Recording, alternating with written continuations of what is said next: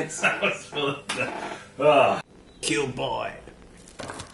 Okay, it's time for another Cube Boy Collectables, and today I am here in the residence of Michael de Grussa amongst a collection of not only toys, but musical instruments and records and video game paraphernalia and so many other things. I'm a little overwhelmed and I don't really know where to start. But thanks for being here today. That's alright, thank you.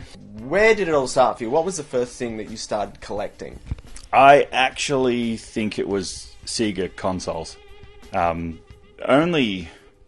I mean, you know, you always collect things as a kid, you know, Pogs, Tarzos, and little things like that, but I never really kept them and worried about them, but it was, yeah, Sega consoles. I'm like, oh, I like these. Really solid. Yes. You've also got, like, records Yes. and video games. Yes. Video game, like, actual arcade machines and pinball machines. Yes. Toys. Laserdiscs. Laserdiscs. If you had to pick a favourite collection, which one would you pick? Probably my Voltron collection. Voltron, Defender of the Universe. Voltron, Defenders of the Universe. Is that the one that you're the most proud of? Yeah, I think so. Because as far as I'm aware, it's 100% complete. So that's why. That's why it's awesome. Yeah. As far as I'm aware. It's nice to be wrong. have that, like, the thrill of the hunt and the thrill of the chase, but to complete a collection is pretty awesome. Have you ever completed a collection? I've probably got, like, a few, like, record collections of certain like bands full, where I've got everything that they ever put out, pretty much. And were they, like, found or you ordered them? A lot of them are, like, just bands from my teenage years right. that I just was obsessed with and bought everything they put out. Like, Yeah, I right. probably have, like, pretty much everything Regurgitated released, I would say. Voltron was very much like a go online and pay top dollar just to have it finished. What is it about collecting that you enjoy? I like looking at it. It's art. A lot of it is, like, look at that. Like, you know, people buy beautiful. paintings for walls. I mean, this is what I consider art. You know, I love the look of that. Like, they just look good. I don't play them much. You know, every now and then I bring Shaq Fu out. It's impossible. Or I'm just not good at it. But, you know, I think they just look good. And I think, like me, a lot of the stuff you collect is, like, nostalgic stuff from your childhood, like, especially from the 80s. Yes. Like the 80s kids. Yeah. The best time. Yeah. All the best stuff came out. What do you think it was about that era? What is it about collecting that brings sort of that sense of nostalgia?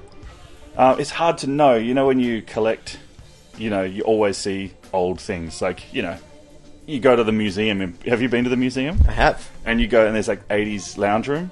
Yeah. And you go there and it's like, I have all of that stuff. Yeah, there's a section in the West Australian Museum that's all about the local music scene, and it's like posters from the past. Yeah. And I was looking at a lot of them, and I was like, I went to a lot of those gigs, and then I got immediately angry about it. Well, I tore that building to the ground for insulting me. It's really not often that something comes into your life that you haven't seen since you were a kid, and it's trying to find those things again. Yeah, the things that spark joy. Spark joy, and just bring back, you know, a tear to your eye. Like I wish I was still 15 watching Species. It was a simpler time. We were confused, and we had a lot to learn.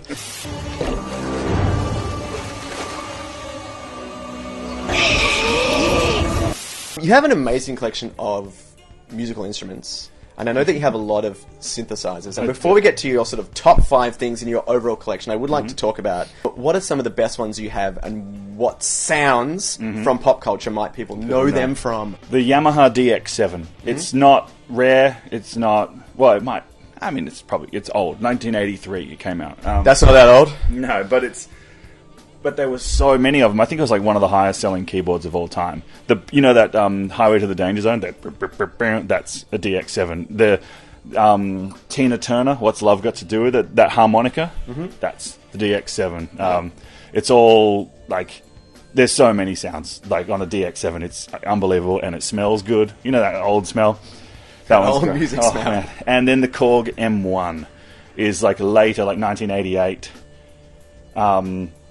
And it's that piano sound, you know, that 90s trance music? That dink, dink, dink, dink, dink, it's that. Because I think, you know, it was probably expensive in 88, but in the early 90s it was probably just cheap and rubbish, so all the trance musicians bought it. Yeah. It was amazing. Yeah, those two. In no particular order, give me a top 5 parts of your collection that you are the most proud of, that excite you the most. Oh, things. Whoa. I think in my Spinal Tap collection. And there's a cutaway to it right now. You'll notice that you've got Davids and Hubbins in the middle, and then Nigel Tufnell to the right, and then Nigel Tufnell to the left. But the left is actually Derek Smalls. Oh, yeah. But they deliberately put him in the wrong box to be Spinal Tap. But then I think... is brilliant. Yeah, so when they started selling, that's like the first run of them. Apparently, this is what I was told. Yeah. The first run of them was that, and everyone's like, he's in the wrong box. Which I think is amazing. So now I think he's in a Derek Smalls box, but I think that's so good that he's in a Nigel Tufnell box. I have a lot of early 90s or 90s basketball shoes. Well, I reckon... the sneakers has been a relatively recent... Yeah, that was when I started working in the hospital 2 years ago. I even, in my job interview, I said, I'm going to spend all of my money on shoes. You get some of that grown-up money. Yeah. So you can have a grown-up collection. And the head of the department said, you're going to get vomit and blood on them. So I haven't. I didn't do that. So that's good.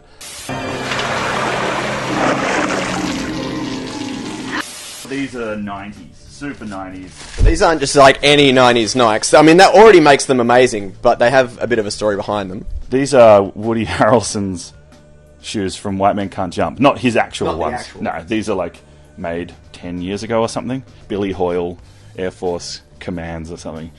Here, pumps. Amazing. Just this bit here pumps up the whole top of it. Not like the Reebok pumps, which I have. Yeah. You pump up the tongue, but this one pumps up the whole back of it and you can release the air like... Yeah, that's good, I've content. I've never worn them and I don't know when I will, but Those are amazing. I'm sure it'll be soon. White men can jump. You've also got the shoes from Back to the Future 2, I do, yes. which are pretty amazing. We'll take a look at them right now. Here they are. And the hoverboard I built. That's not... I didn't buy that. Oh, wow. Yeah, I just made it, put a sticker on it, 3D printed all the other stuff. Hey, McFly, you bojo! Don't burst don't work on water! Unless you've got power! That's the cool thing about being a collector in this day and age. If you can get 3D printed stuff, if it doesn't exist, you can make it. Just make it, yeah. Oh, I have glow-in-the-dark shoes as well. Ooh. We'll put them now. I grew up with the Sega Saturn version of... Well, I say grew up, but I would have been 12, 13, 14, somewhere around there. Of the Discworld game. Do you remember the game? I remember it. You click and point, you do one of those.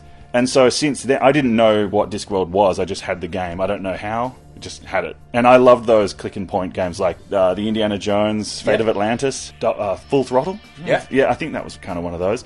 Where you just start in a room and you got to figure it all out. But then I had some cassettes of Nigel Planer reading the books. So then this, I don't know how long ago, a few years ago, they started releasing them in this format. Because he did 41 books or something. But halfway through, he changed publisher. So the artwork was different. Oh, that really upsets a lot of people. It's wrong. So... They're all in this format now, so I've got every single one of them. Toynami Futurama. Toynami made... I shouldn't have bought this box over. I should have bought the other box because that's actually what they look like. These ones. Toynami made these, and they were $20 or $30. I don't know, a reasonable price. And am I looking at a complete collection of that as well? I believe so. The only one thing I don't have is they did like a special edition with Bender as Santa and Robot Santa. But they come with, like, you can see in each box, they come with parts. So you can build a figure. Yeah, build a box. So you got the Robot Devil, you've got Robot Santa and Roberto. Mm-hmm. Those guys. And so I believe, apart from that box set of the Robot Devil and Santa, I have them all. That is sweet. And with a brand new Futurama coming to Hulu, as of this video, maybe it's out already. Prices for these are about to fucking through the roof. So some of them are ridiculous. Sega consoles. This thing. I mean, I have. You've got to get some games in here. There's games everywhere. It's got to. As far as some of that styrofoam smell. So good. This is, I believe, what Japan smells like. I don't know. I've never been, but everything that comes from Japan has that smell. The first console Sega ever made. But this new Sonic the Hedgehog, oh, he really ducked my doilies. in 1983. The SG-1000 computer video game. Yeah, controllers like attached and everything. This thing, they released the exact same day as the Famicom. Which is the Japanese NES. Yeah, and it didn't do as well. As you probably Who would have thunk it? But exactly the same day. I don't know why they planned that. It was a bad plan. And then they made the Mark II, and then the Mark III, which was the Master System, which then we got the Master System. Then the Mega Drive. Look at a cutaway of all of these consoles. Yes. I feel like that's all of them. Apart from like the computers, they did like an SC-3000. Sure. I have one, but not in a box. The Game Gear I have, but not in a box. The Nomad I have, but not in a box, because I don't know, I just don't. And I just want to point out as well, behind us, Yeah. you've got the NECA 1990s Teenage Mutant Ninja Turtle figures. I used to have these, and I sold them, and now I am jealous. Yeah, they're so good. They're just... I really want to learn how to make, like the original... Like, how do they make that? Nobody knows. No, I mean, yeah. I want to make... Jim Henson was the only one that knew, and he died. And he didn't tell anyone anything about anything. I respect that. R.I.P. I would just like to have one and just put it in the corner. All right, so we're going to take a look around and take another look around of the collection, take it all in, maybe look at some records as well later on. Yes, yes. Any tips for anybody out there that may be thinking of getting into collecting? Whatever that may be. Make sure you have a decent job, because it's... I don't know, like I'm impatient. I don't know if you're impatient, but when you... Like, you gave me those Star Wars guys that time. Yeah. And then I had to go out and get, like, the whole of Wave 1. The fun thing about being friends with fellow collectors is that you can push things on them, and then they can push things back. Yeah. Like, a fun thing to do is buy someone a box set of a TV show they like, but buy them the second series. So at minimum, they have to go back and get the first one. That's horrible. That's a fun game. Or give someone, like, 2 of the Ninja Turtles. Yeah. Yeah. Because you can't just have 2 Ninja Turtles. Yeah. What kind of fucking psychopath just has Raphael and Donatello? Well, I only have Stimpy in a lot of my collection. Yeah. I did have... Ren's got one of my Wrens has got a broken head, so he's hidden. So it essentially just looks like I collect A Stimpy collection. Awesome. Thanks so much for letting us look around your house, and by us, I mean me. Yes. See you next time. You want to tell everyone to like, share, and subscribe and all that shit? Like, share, and subscribe and all that shit. Ew! Cool. Well, I had COVID like a month ago. It's killing me. And if you're watching this video, you have it now. You have COVID now. I think this one's ridiculous. But we do it So for be the really love. Careful. Oh, God. Kill boy.